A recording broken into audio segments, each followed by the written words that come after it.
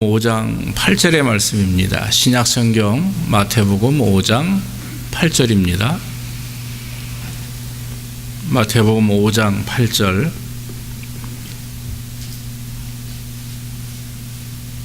우리 다 같이 한 목소리로 봉독하겠습니다. 시작. 마음이 청결한 자는 복이 있나니 저희가 하나님을 볼 것임이요. 아멘. 오늘은 그 산상보훈 6번째 시간으로 청결한 자의 복이라고 하는 제목을 붙여서 본문의 내용 그대로 제목을 붙여서 말씀을 드리기를 원합니다. 아주 오래전에 미국의 우주 비행사 어원이라고 하는 사람이 달나라에 갔었는데 달나라에 가가지고 많은 이제 것들을 보았죠. 이 사람은 이제 그 당시 육군 대령이었습니다. 공군 대령이었고요. 그리고 굉장한 독실한 그 크리스찬이었다고 합니다. 근데 그가 달나라에 가서 여러 시간 동안 머물면서 시편을 묵상한 거죠.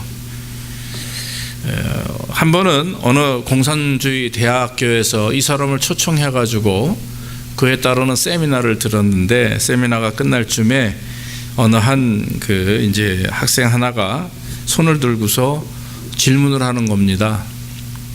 소련의 우주인들은 달나라에 갔다 와도 하는 말이 아무리 살펴봐도 신은 없다, 하나님은 없더라, 이렇게 얘기를 하는데 어째 당신은 우주에 갔다 와가지고 하나님을 보았냐, 뭐 신을 보았다고 하느냐, 이렇게 질문을 했다라고 하는 거죠.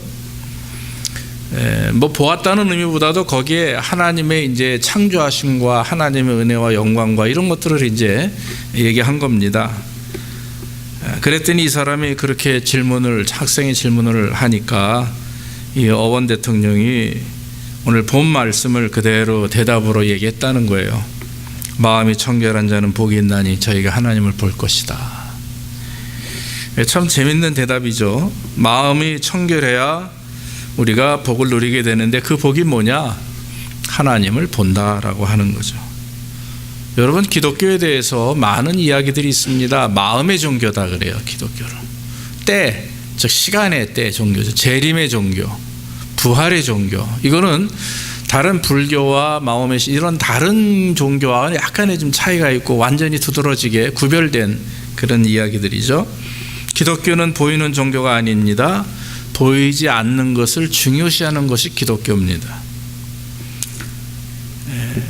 그러므로 기독교는 보이지 않는 마음과 또 그 마음과 생각을 통해서 드러나는 삶의 변화를 통해서 사람들에게 나아가 하나님 앞에 드러내는 것이 모습이죠. 진정한 모습입니다.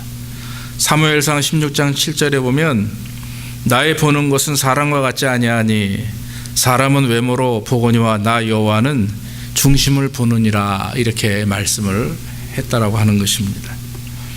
예수님께서 공생의 기간 동안 이 바리새인들에 대한 얘기를 많이 하셨습니다. 공생의 기간이라고 하는 것은 이제 30살부터 예수님이 돌아가시기 직전까지 그 3년의 생활을 말하죠. 그래서 마태복음 15장 8절에 보니까 이 백성이 입술로는 나를 존경하나 마음은 내게서 멀도다 그랬어요. 너무 종교적 생활을 한 거죠. 여러분, 신앙생활은요 두 가지 생활이 있습니다. 하나는 종교생활을 하느냐, 진짜 신앙생활을 하느냐 하는 거예요. 종교생활을 하는 사람들은 바리새인 같은 사람들이죠. 그저 겉으로 예배 행위를 하는 겁니다. 예배 행위. 그러니까 속에서 정말 우러나오는 마음에서 하나님과 동행하고 만나고 하나님과 깊은 영적 교제를 통해서 그의 삶이 하나님의 말씀에 따라가는 삶은 신앙생활인데, 생활은 내 마음대로 하고 그저 주일날이고 예배하는 날만 이렇게 종교적인 행위로서 하는 거는 이제 종교생활이죠. 그러니까 모든 세계 교회가 침체되고 타락할 때 유럽에서부터 이 부패가 시작됐는데 그때 모든 신앙생활은 천주교도 그렇고요, 뭐 이후에 기독교도 그랬지만 다 종교생활을 했다라고 하는 것입니다. 그래서 교회가 몰락하게 된 거죠. 그런데 이것은 이미 예수님이 살아계셨던 그 유대에도 그와 같은 일들이 있었다라고 하는 것입니다. 그러니까 마음과 즉 겉이 다른 거죠. 그래서 예수님께서는 이런 바리새인들을 향해서 독사의 자식이라 말하기도 하고 회칠한 무덤 같은 사람들이다라고 질책하시기도 하셨다라고 하는 것입니다. 그래서 여러분, 하나님이 관점을 가지고 있는 것은 어디냐? 사람의 행위가 아닙니다. 하나님은 인간의 마음 중심을 보십니다. 그리고 외모로 판단하시지 아니하시고 그 마음 중심을 가지고 판단하신다라고 하는 거죠. 그래서 솔로몬이 잠언서 4장 23절에 보면 무릇 지킬 만한 것보다 더욱 내 마음을 지키라. 생명의 근원이 이에서 남이라. 이렇게 말씀을 했습니다. 오늘 주님도 이런 것을 염두하시면서 팔복이라고 하는 말씀은 아시다시피 8가지 복에 대한 말씀을 하시는데 신구약 전체 성경에서 복이라고 하는 개념을 가장 정확하고 구체적으로 설명한 내용 중에 하나죠. 그래서 오늘 말씀하시는 것 바로 마음이 청결한 자가 복이 있다라고 하는 말입니다. 이 청결하다고 하는 말의 의미가 뭐냐면 카다로스라고 하는 말인데 거기에는 3가지 일반적인 의미가 있습니다. 하나는 뭐냐면 정말 깨끗한 거예요. 그냥 순수한 것. 단순하게 깨끗하다, 이렇게 청소되어 있는 듯한 아주 깔끔하고 깨끗한 것을 말하죠. 더러운 옷을 빨았을 때 깨끗하다 그러죠. 두 번째는 그 곡식 있지 않습니까? 곡식의 그 여러 가지 그 껍데기를 탈곡한 다음에 완전한 알곡을 말합니다. 그걸 또 깨끗하다고 그 당시에 용어를 사용했습니다. 마지막에 이제 아케라토스라고 하는 건데 그건 무슨 말이냐면 우유나 포도주에 물이 섞이지 않은 걸 말합니다. 다른 혼합물이 없는 순수한 그 물질을 말하는 거죠. 그러니까 여러분, 이 우리가 신앙생활 정결한 마음을 가져야 된다, 청결해야 된다라고 하는 이 3가지가 다 들어가야 되는 거예요. 우리가 깨끗해야 됩니다. 정말 죄로 씻음 받았기 때문에 보혈의 공로로 인해서 정결한 자가 되었죠. 또 알곡이 돼야 됩니다. 이런 여러 가지 세상적인 부합문들을 다 버리고 하나님이 기뻐하시는 알곡. 그래서 추수 때가 되면 알곡은 창고에 가고 찌꺼기는 어디로 가죠? 쭉정이는 불못으로, 아궁이로 던져진다라고 하는 말이죠. 그 다음에 이제 순수하게 정말 우유나 이런 포도주나 이런 것들이 순수하듯이 우리의 신앙생활 속에서 우리의 마음부터 영혼의 모든 삶의 모든 부분들이 순수해야 되는 거죠. 이것저것 섞이지 않고 순수해야 된다라고 하는 것입니다. 간단하게 제가 청결한 삶이 뭐냐, 청결함이 뭐냐는 2가지로 구분해 봤는데, 하나는 뭐냐면 우리가 여러분 신앙생활할 때 이 동기가 깨끗해야 돼요. 여러분 그런 얘기 들어보셨어요? 아, 참 너 동기가 불순하다, 이런 말 있죠. 뭔가 행동을 하는 데 있어서, 뭔가 생활을 하는 데 있어서 근본적으로 그 사람이 뭘 하느냐에 따라 먼저 그 전에 다른 마음이 있다라고 하는 거죠. 2가지 마음으로 덤비게 되면 문제가 생깁니다. 동기가 언제나 완전하고 순수한 자가 복이 있다. 바클레이는 이렇게 얘기했어요. 동기가 완전하고 순수한 자는 복이 있나니, 이렇게 평가를 합니다. 그래서 우리가 어떤 일을 하는 데 있어서 절대적으로 순수한 마음으로 최선을 다해서 하는 것 얼마나 기쁜지 몰라요. 선한 일을 하면서 우리는 종종 마음 한구석에 나름대로의 만족감이라든지 기대감이라든지 내가 선한 일을 한 다음에 어떤 대가에 대한 생각들을 할 때가 있음을 고백합니다. 그러나 여러분, 우리가 하나님의 일을 하는 데 있어서, 또 선한 일을 하는 데 있어서, 여러분들의 직장이나 사업이나 이런 모든 사회적인 일을 하는 데 있어서 제일 중요한 것은 순수한 동기를 가지고 진심으로 성실하게 일할 때 거기에 큰 축복이 있게 될 줄로 믿습니다.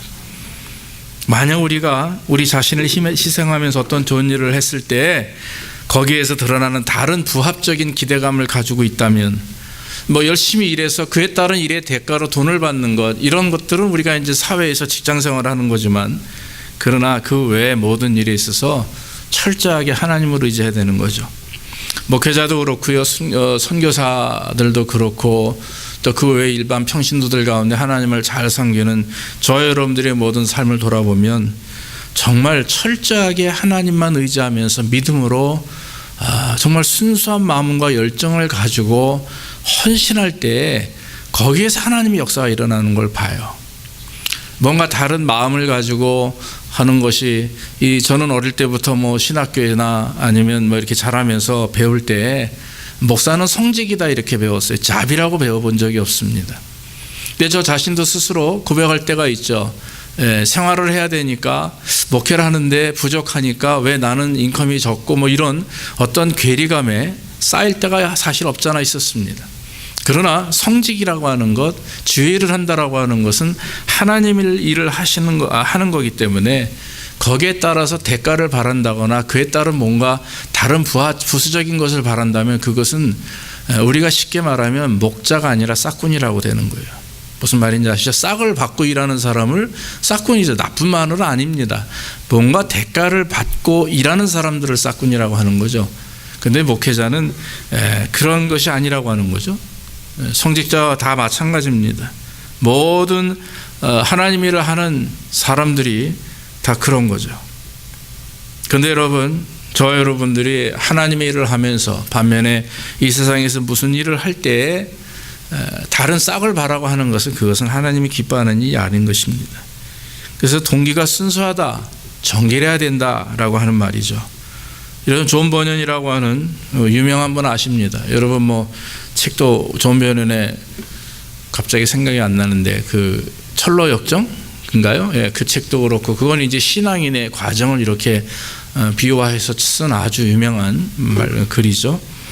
그 사람이 이제 어느 설교 강단에서 설교를 하고 내려오는데 많은 성도들이 정말 너무 은혜 많이 받았다고 막 그냥 박수를 치고 목사님 감사합니다 하는 거예요. 그때 그는 방에 들어와서 슬프게 서로 마음속 깊은 곳에서 고백하는 거죠.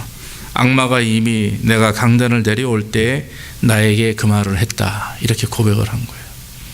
그러니까 너무나도 정말 하나님 앞에 설교하는 것뿐만 아니라 주의를 하는 것, 그 다음에 뭐 여러분들이 믿음을 가지고 하나님을 섬기는 일에 있어서, 예배하는 일에 있어서 중요한 것은 어떤 대가를 바라서는 않은 것입니다. 11조를 드리는 것도 그렇고요, 예물을 드리고 헌금 봉사하는 것도 이걸 드리면 하나님이 더 복을 주시겠지, 이런 개념은 아예 여러분 우리가 싹을 베버려야 돼요.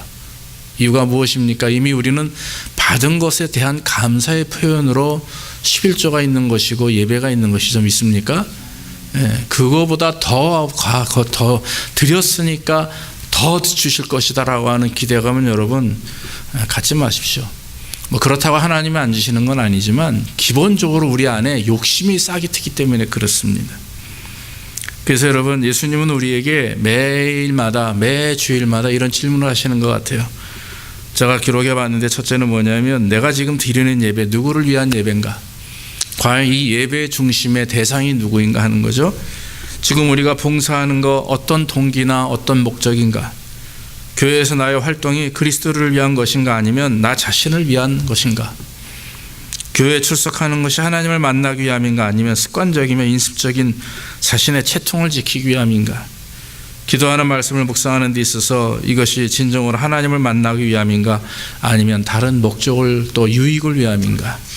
그래서 여러분, 지난번에 제가 어떤 책을 봤더니 기도에 대한 얘기를 하는데 말이죠, 여러분 아시다시피 기도는 정말 우리가 가지고 있는 것을 하나님께 고백한다라고 얘기하는데, 그건 이미 시작부터가 주시옵소서의 기도는 잘못된 거예요.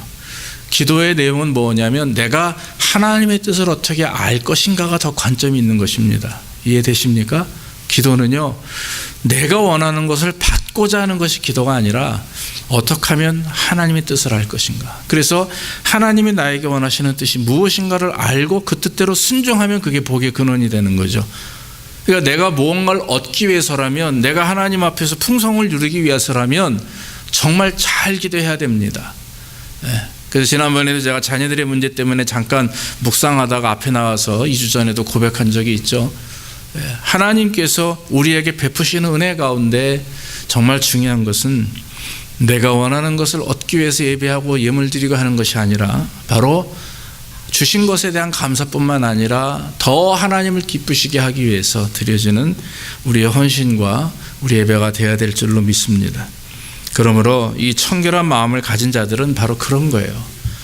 그저 다른 기대감 없이 다른 어떤 마음에 채워지고자 하는 관심보다도 그저 하나님의 이름을 높이는 것, 하나님의 영광을 위해서 예배하고 봉사하고, 또 여러분들이 신앙생활 할 때 우리 하나님은 내가 무엇을 구하지 않아도 다 아시는 분이기 때문에 여러분들에게 알맞게 적당하게 또 하나님이 채워주실 줄로 믿습니다.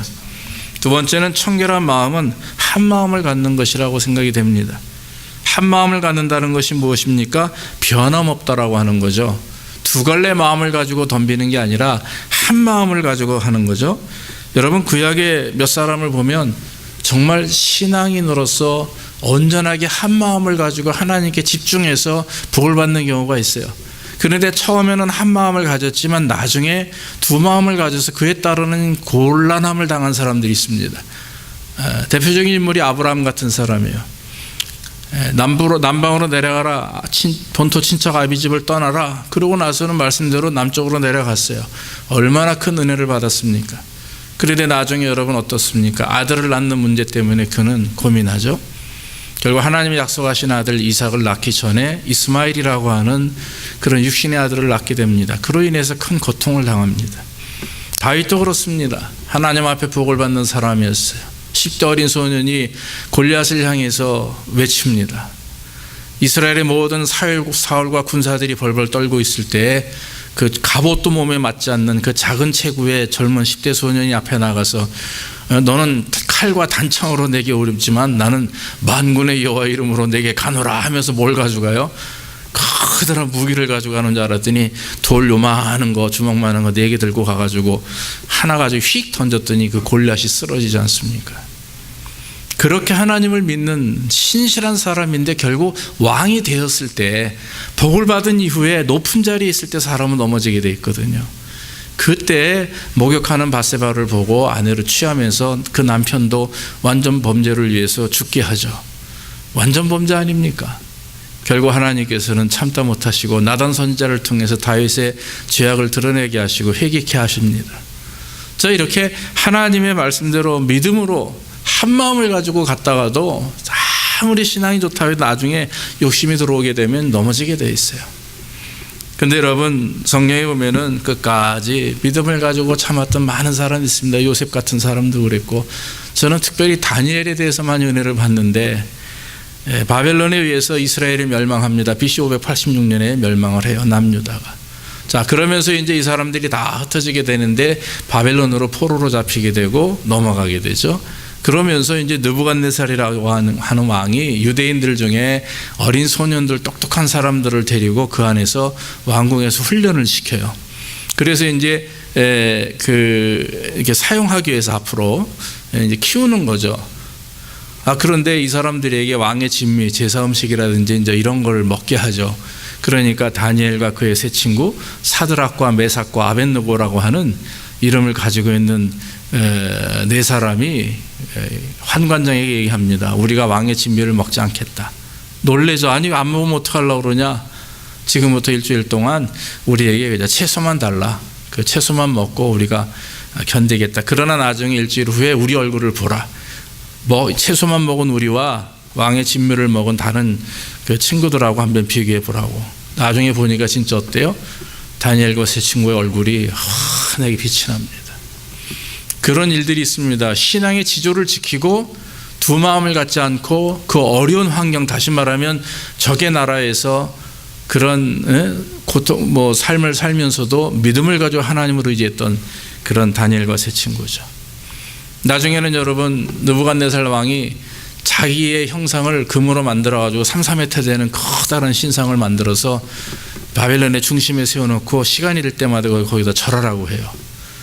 그랬더니 다니엘 빨고 이제 나머지 세 친구죠. 사드락과 메삭과 아벳느고가 절을 안 하는 겁니다. 만약에 금신상에게 절 안 하면 천도가 넘는 그 풀무불에다가 금을 녹이는 불 아닙니까? 거기다가 사람을 넣어가지고 죽이겠다고 그랬어요. 근데도 안 해요. 그러다 결국에는 그들이 그 안에 들어갔죠. 나올 때, 이렇게 들어갈 때 보니까 분명히 세 사람을 집어넣는데 그 안에 하나가 더 있어가지고 손을 잡고 왔다 갔다 이렇게 강강술래 하듯이 왔다 갔다 하는 거예요. 깜짝 놀라죠. 천사가 그들을 보호합니다. 심지어는 머리털 끝 하나 그슬림 받지 않았어요. 다니엘서 3장 17절로 18절에 보면 사드락과 메삭과 아벳느고 다니엘의 세 친구가 이렇게 고백합니다. 만일 그럴 것이면 왕이여, 우리가 섬기는 우리 하나님이 우리를 극렬히 타는 풀무 가운데서 능히 건져내시겠고 왕의 손에서도 건져내시리라. 그리하냐 하실지라도 왕이여 우리가 왕의 신들을 섬기지 아니하고 왕의 세우신 금신상에게 절하지도 아니할 줄 아옵소서 그랬어요. 다니엘도 마찬가지입니다. 사자굴에 들어갔어도 끝까지 하나님을 향한 그 마음이 흔들림이 없다라고 하는 것입니다. 사랑하는 성도 여러분, 그러므로 오늘날과 같이 이 변화무쌍하고 혼탁한 세상 속에서 저와 여러분들이 한 마음을 가지고 끝까지 하나님을 섬긴다는 거 여러분 정말 쉬운 일이 아닙니다. 철저하게 하나님 의지하고 성령 충만하지 않으면 불가능한 일이라고 저는 믿어집니다. 그렇기 때문에 저와 여러분들이 청결한 마음을 갖고 정말 한 마음 한 뜻으로 하나님만 바라보고 의지하는 자들이 될 때에 하나님께서 복을 주시게 될 줄로 믿습니다. 여러분, 이와 같이 청결한 마음을 가지고 살아가기 위해서 중요한 것은 성령 충만해야 되는 거죠. 그건 뭐 두말할 이유가 없습니다. 성령 충만은 무엇입니까? 하나님의 인도하심에 내가 최선을 다해서 순종하는 것, 하나님의 내 안에서 충만하게 나를 인도하시는 걸 말하는 거예요. 뭐 영적 체험이 있고 없고 방언하고 안 하고 뭐 이게 성령 충만이 아닙니까? 그건 그냥 은사기 때문에 신앙생활하다 보면 있을 수도 있고 없을 수도 있는 거니까 그거에 대해서 너무 관여하지 마시고 중요한 건 내 삶 속에서 내가 하나님의 말씀에 지금 충분히 이렇게 순종해 나가고 있는가, 성령이 민감하게 반응하면서 하나님 인도하심 따라 살아가고 있는가를 돌아보는 거죠. 그래서 여러분, 요한복음 15장 5절에도 나는 포도나무에 너희는 가지니 저가 내 안에 내가 저 안에 있으면 이 사람은 과실을 많이 맺나니 너희가 나를 떠나서는 아무것도 할 수 없다 이렇게 말씀했거든요. 그러니까 포도나무에 접붙여 있는 가지는 그냥 붙어만 있으면 열매를 맺게 돼 있는 거거든요. 이 가지가 지가 뭐 해보겠다고 열매 맺겠다고 뛰어나와 버리면 끝나는 거예요. 그냥 붙어만 있으면 되는데 그 붙어 있는 자체가 쉬운 일이 아니라고 하는 거죠. 그래서 여러분, 우리가 하나님 안에서 포도나무와 가지와 관계와 같이 하나님의 내 안에서 나를 주장하시고 역사하실 수 있도록 우리는 악한 생각을 버려야 됩니다. 악한 생각. 악한 생각은 사람의 영혼을 병들게 한다고 그러죠. 옛날에 그런 말이 있죠. 마음 먹게 달리 있다는 말이 있습니다. 그렇기 때문에 솔로몬도 무릇 지킬 만한 것보다 내 마음을 지키라 그랬어요. 그러므로 저와 여러분들의 마음속에 악한 생각들을 스쳐 지나가는 그런 생각들이 있어도 우리는 그것을 마음을 먹어서는 안 됩니다. 그래서 늘 청결한 마음을 가지고 악한 생각을 품지 말아야 돼요. 또 욕심을 버려야 됩니다. 욕심이 잉태한 즉 죄를 낳고 죄가 장성한 즉 사망을 낳느니라 그랬어요. 그래서 청결한 마음, 정말 집중되고 한 마음을 갖기 위해서는 마음의 욕심을 버려야 됩니다. 아까 말씀드렸다시피 다윗도 그랬고 또 엘리사의 종 게하시도 그랬습니다. 아나니아와 삽비라도 마찬가지예요. 하나님 앞에 자기의 모든 재산을 팔아서 하나님과 하나님의 종들을 돕겠다 해놓고선 집에 가서 마음이 바뀌죠. 결국에는 성령을 속이는 죄로 인해서 그들이 죽음을 당합니다. 그 다음에 예수의 보혈을 의지해야 됩니다. 가장 중요한 핵심적인 부분이죠. 여러분, 우리가 아무리 예수 믿고 구원받았다라고 하는 증거가 내 안에 있어도 성령께서 나를 인도하심에도 불구하고 우리가 종종 넘어짐이 있어요. 그렇기 때문에 여러분, 우리 집사님 조금 아까 기도하실 때도 한 주간 회개 기도를 하셨는데 늘 아침 저녁으로 아침에 눈을 뜨고 일어나서 뭐 식사 기도하실 때는 여러분들이 묵상하실 때 하나님 오늘도 하나님 은혜 안에서 살게 해달라고 기도하셔야 될 것이고, 하루가 끝날 때가 될 때는 하나님 내 삶을 돌아보며 내가 주님 앞에 회개합니다. 또 부족한 부분이 없는지 돌아보는 것이 얼마나 우리에게 중요한지 모릅니다. 주의 성령이 즉 보혈의 공로가 내 안에서 역사하시고 또 말씀 가운데 기도 가운데 계속될 수 있도록 우리는 하나님의 영광을 드러내야 되는 것이죠. 이와 같이 청결한 마음을 가지고 지키기 위해서 헌신할 때 하나님의 복을 주시는데 그 복이 뭡니까? 바로 하나님을 보게 되는 것입니다. 하나님을 본다라고 하는 것이 우리의 육신의 눈으로 보는 것을 말하는 것이 아닙니다. 그것은 바로 저와 여러분들의 신앙생활 가운데 하나님의 역사하심을 깨닫는 거죠. 하나님의 역사하심을 깨닫는 겁니다. 요한복음 14장 8절에 보면 빌립이 예수님께 간청할 때 예수님 하나님을 보여주십시오 우리에게 그랬어요. 그랬더니 예수님이 뭐라고 그래요? 너희가 나를 본 거로 아버지를 보았거늘 어찌하여 아버지를 보이라 하느냐? 나는 아버지 안에 있고 아버지는 내 안에 계시는 것을 너희가 믿지 못하느냐, 이렇게 대답을 했어요. 여러분, 사람은 무엇에 관심이 있느냐에 따라 달라지는 거거든요. 그렇기 때문에 세상적인 어떤 것들에 관심이 있는 사람들은 세상적인 것에 관심이 있어요. 저도 자동차를 좋아해요. 남자니까. 기계도 좋아합니다. 그럼 이렇게 보면 무슨 자동차인지 또 무슨 기계인지 금방 알잖아요. 관심이 있으니까. 어떤 분은 몰라요. 저희 집 사람한테 차 얘기하면 귀 막고 아무것도 모릅니다. 그런데 저는 주방기기, 접시 이런 거 모르거든요. 그러니까 백화점 가면 여러분, 저는 베스트바이 들어가고 집사람은 그릇 가게 가고 우리 애들은 맥 컴퓨터 가고 지 관심 있는 쪽에 가는 거거든요. 그러니까 사람이 이건 나쁘다는 것이 아니라 뭔가 관심을 가지고 살아가는 것은 좋은 일입니다. 그런데 중요한 것은 뭐냐면 우리의 신앙이 정결한 마음으로 내 안에서 주님이 역사하시는 때가 되면 그런 어떤 단계라고 하나요?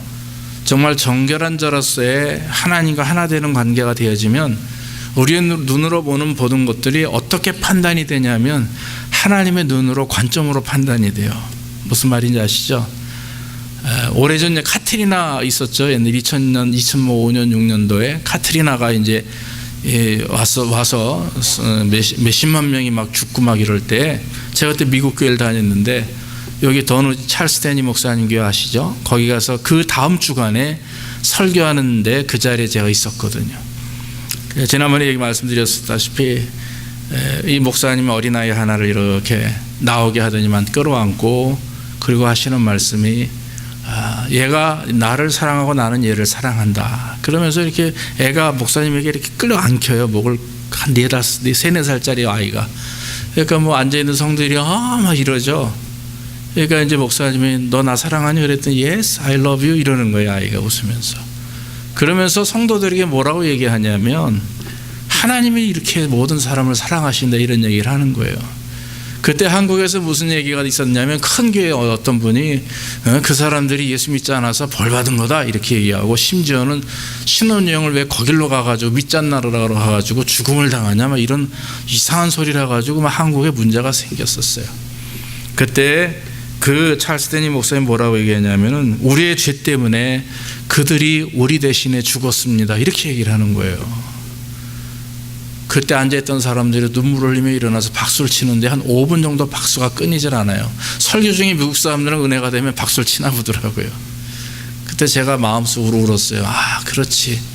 이런 시각으로 바라보는 이 신앙의 관점이, 하나님이 그 안에 충만한 사람들은 다른 사람이 고통을 느끼고 심지어는 원수가 죽음을 당해도요, 그걸 기뻐하지 않아요. 마음의 고통을 가지고 아파하며 그 영혼들을 위해서 기도할 수 있는 사람들이 마음이 청결한 사람입니다. 믿습니까?